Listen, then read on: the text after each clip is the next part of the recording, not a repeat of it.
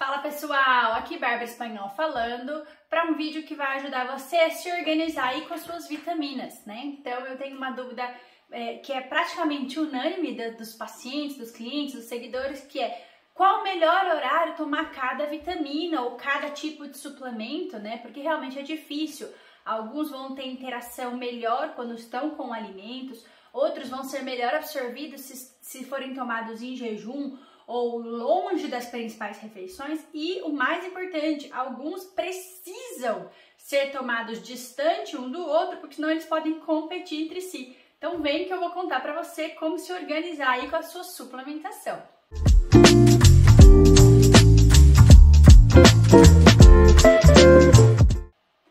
Bom, vamos lá. Primeira coisa importante a saber é que quando a gente fala de vitaminas, a gente tem dois tipos. As que são hidrossolúveis, ou seja, hidro vem de água, elas são melhores absorvidas na presença da água. E as que são lipossolúveis, lipo vem de gordura, ou seja, elas são melhores absorvidas na presença de gorduras.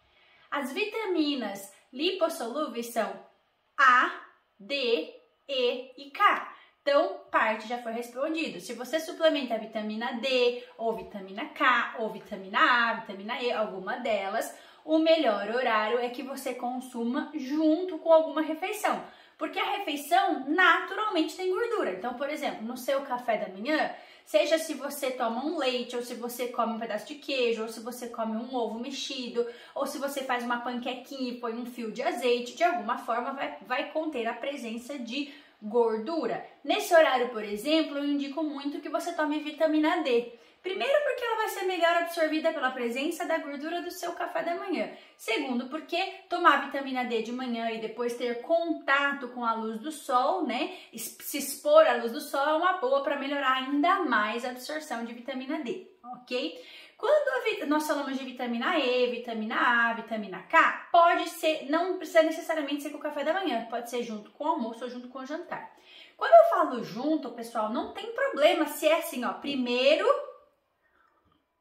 tomo a cápsula e logo em seguida como, ou como e logo em seguida tomo a cápsula, não faz diferença. O importante é que a cápsula rompa, né, junto com a comida, ela vai ser melhor absorvida se ela estiver junto com o alimento. Não faz diferença se é um pouquinho antes, se é no meio do almoço ou se é um pouquinho depois. O ômega 3 também é um suplemento que segue essa mesma característica. Por ele ser uma gordura, por ele ser um olhinho, ele pede a presença de estar ali sendo absorvido com a comida. Então, o melhor horário para tomar ômega 3 é ou com o café da manhã ou com o almoço ou com o jantar. Dica: no caso do ômega 3, é sim melhor que seja logo após a refeição. Então, por exemplo, terminei o café da manhã, tomo. Terminei o almoço, tomo. Terminei o jantar, tomo. Isso porque algumas pessoas não digerem muito bem, principalmente quem ainda está com o estômago meio sensível, algum princípio de gastrite. Se a pessoa toma antes da refeição, ela pode ficar rotando aquele gosto de peixe que é incômodo. Então, no caso do ômega 3, ele também é junto com a refeição, assim como as outras vitaminas lipossolúveis, porém, é indicado que seja assim que você terminar a refeição, ok? Até porque, se vocês prestarem atenção, é bastante comum, justamente por o ômega 3 já vir, né, numa cápsula oleosa, num veículo oleoso, a gente percebe que é uma cápsula gelatinosa. É muito comum a gente comprar algumas marcas de ômega 3 que elas já venham junto naquele ômega 3 com vitamina D, vitamina E. É comum que isso aconteça e é uma boa, né? Porque todas elas usam o mesmo tipo de absorção, ou seja, todas elas são lipossolúveis. Então é bom, é bacana que elas estejam juntas, tá? Não faria muito sentido você ter um ômega 3 que precisa da presença de gordura para ser absorvido melhor e uma vitamina hidrossolúvel junto. Por exemplo, um ômega 3 com uma vitamina do complexo B não faria muito sentido.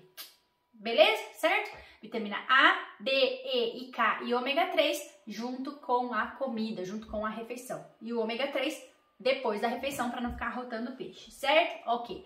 Agora, as outras vitaminas, como vitamina, por exemplo, do complexo B, né, vitamina B1, B2, B3, B6, B9, que é o ácido fólico, elas caem melhor se você tomar longe da refeição. Então, por exemplo, no meio da tarde, no meio da manhã, por elas serem lipossolúveis, ok? Então, não tem que ser tomada junto com a comida, combinado? A vitamina C é uma exceção. Apesar de ela não ser lipossolúvel, ou seja, ela não deveria ser tomada junto com a refeição, como ela age muito bem absorvendo, melhorando, né, ajudando a absorção do ferro dos alimentos, é muito comum que a gente peça para o paciente tomar a vitamina C no almoço ou no jantar. Nesse caso, não porque a vitamina C absorve melhor com a comida, não, mas porque ela colabora, se ela estiver ali junto com a refeição, ela vai ajudar o ferro daquele alimento a ser absorvido, certo? Ok, tá. Agora vamos falar de duas vitaminas que elas andam aí em gangorra, inclusive já fiz um videozinho short sobre elas, que é o ferro e o zinco, tá? O ferro e o zinco não podem estar juntos, então se você precisa tomar as duas, e é muito comum, tá? Muito comum quando a gente tem queda de cabelo, cabelo fraco, unhas quebradiças, em geral a gente se beneficia muito com os dois suplementos, tanto de ferro quanto de zinco, mas eles são opostos, tá? Então eles não se atraem, eles se separam, eles se quelam. Então, por exemplo, não tome ferro e zinco junto com o almoço, ou junto no mesmo horário, ou na mesma cápsula, enfim, o que seja, tá? Zinco também é uma exceção. Apesar de zinco não ter essa necessidade de ser tomado junto com a refeição, ele não vai ser favorecido, a absorção dele não é favorecida se você tomar ele com a comida, apesar de, ainda assim eu peço para o paciente tomar junto com a refeição, mas vou explicar por quê. Porque o zinco pode dar dor de estômago, tá? Então, o zinco tem essa característica e cálcio também. Então, por exemplo, o zinco, vamos supor que você toma zinco e ferro. Como eles não vão poder estar juntos, você pode fazer assim, ó. O ferro você toma ali na hora do almoço e o zinco na hora de jantar. Já é uma boa ideia, tá? Se você estiver suplementando vitamina C, pega uma dose um pouco menor, toma a vitamina C no almoço para melhorar a absorção de ferro e toma a vitamina C no jantar para melhorar a absorção do zinco. Só lembrar que como você vai estar suplementando 2 vezes a vitamina C, aí no máximo 300 mg de vitamina C no almoço e mais 300 mg no jantar já estaria ótimo, tá? Não vai pôr uma super dose de vitamina C aqui e outra super dose ali, porque o excesso de vitamina C, se a pessoa tem alguma tendência de ter cálculo renal, pode piorar, tá bom? Ok. Aí eu mencionei do cálcio. O cálcio ele tem essa mesma característica do zinco. Quando tomado em estômago vazio, ele pode dar dor de estômago, tá? Para quem não sabe, assim como o zinco, ambos, né, o cálcio e o zinco, eles estimulam a liberação de ácido clorídrico, que é o ácido digestivo do estômago. Então, se você toma de estômago vazio, pode ser que nem um soco no estômago.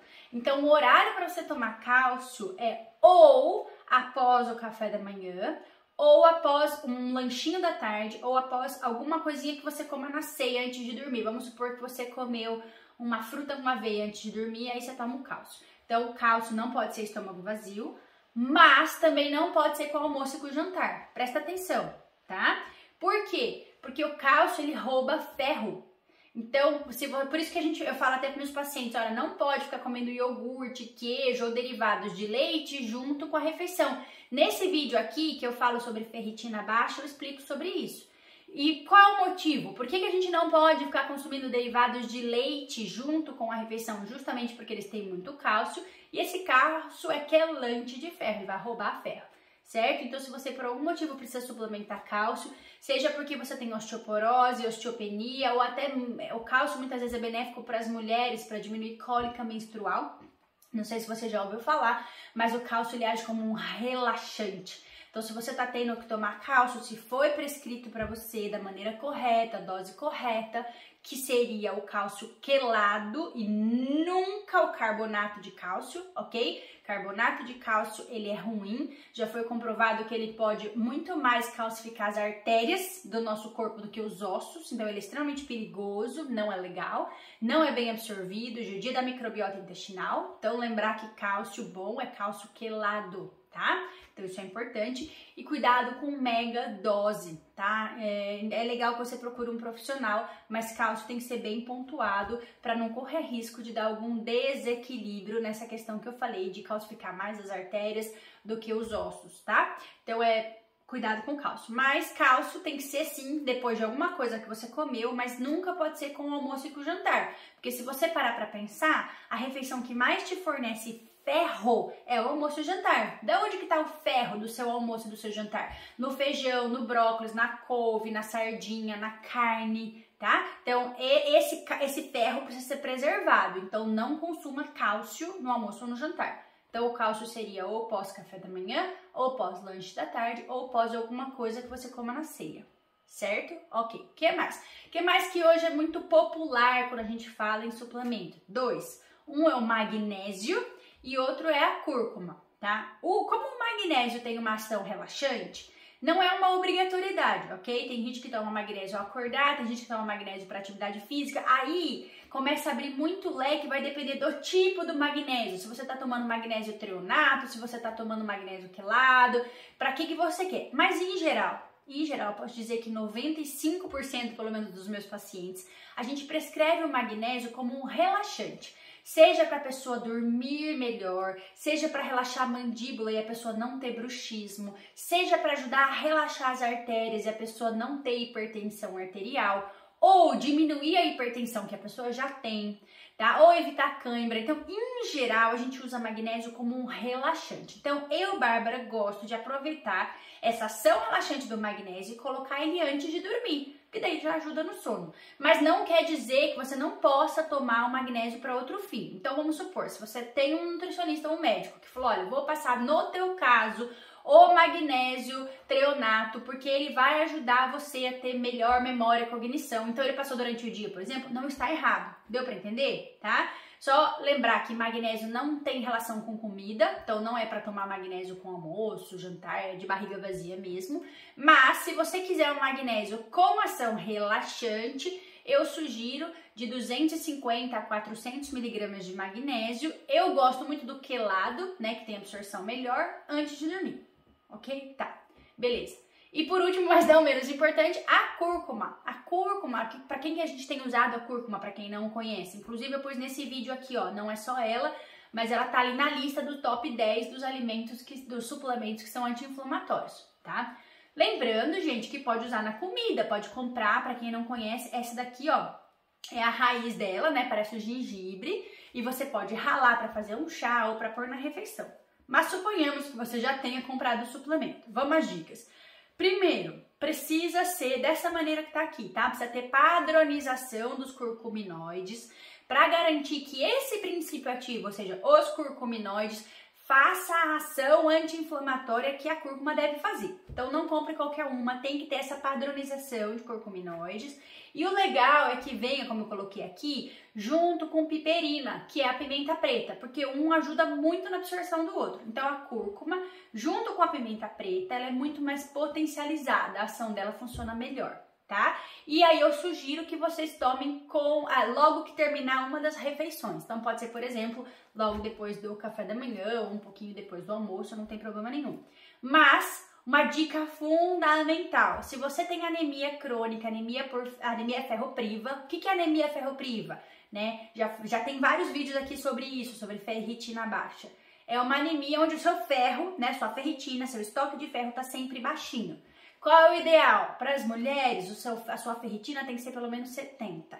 Então, se você é mulher, tem fluxo menstrual intenso, ou mesmo que não tenha, mas luta contra a sua ferritina, ela tá sempre baixa, sempre 28, 30, 20, 15, você não pode tomar cúrcuma de maneira contínua, ela pode quelar o ferro. Então, uma dica, vamos supor que você tá com muita dor no joelho e você quer fazer o uso da cúrcuma como um anti-inflamatório, porque você tem fibromialgia, artrose, etc. Tudo bem, mas use por um período de tempo, por exemplo, 20 dias, 30 dias, e aí, pra você que se tiver ferritina baixa, usa no café da manhã e não no almoço e no jantar. Depois para ela, para ela não ficar competindo com o seu ferro e troca, usa daí outros antioxidantes. Tem vários antioxidantes e anti-inflamatórios que melhoram na ação da dor, como eu falei no vídeo dos melhores suplementos anti-inflamatórios, ok? Espero que eu tenha respondido a maioria das dúvidas sobre como encaixar aí a sua suplementação na sua vida, os seus horários, dicas sobre o que quela o outro, né? Ou seja, qual suplemento que vai roubar a ação do outro, então eles têm que estar longe e tudo mais. Caso tenha esquecido de alguma coisa ou você tenha lembrado de alguma dúvida sobre suplemento, coloca aqui nos comentários que vai ser um prazer te ajudar. Obrigada por ter ficado até aqui, até o próximo vídeo.